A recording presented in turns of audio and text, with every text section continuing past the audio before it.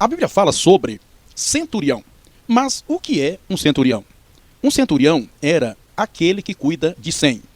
Era um oficial romano, subalterno, que cuidava de uma centúria. Uma centúria era a unidade mais reduzida do exército romano. Uma centúria era aquele que cuidava de 60 a 100 homens.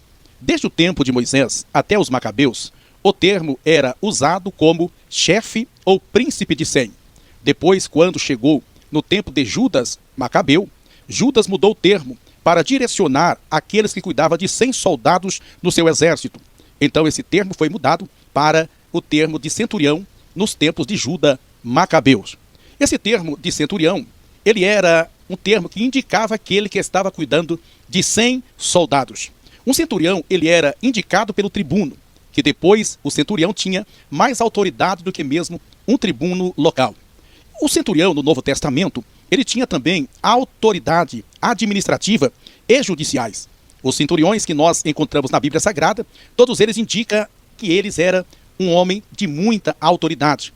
Por exemplo, aquele que apresentou perante Jesus Cristo, quando ele estava com um dos seus criados miseravelmente atormentado, doente daquela enfermidade, Jesus propôs ir até a casa dele para orar por ele e curá-lo. Ele disse para Jesus que ele tinha muita autoridade. Tudo que ele falava para os seus servos, para os seus criados, para os seus soldados, era obedecido às palavras dele. E naquele momento ele estava colocando diante de Jesus como servo de Jesus.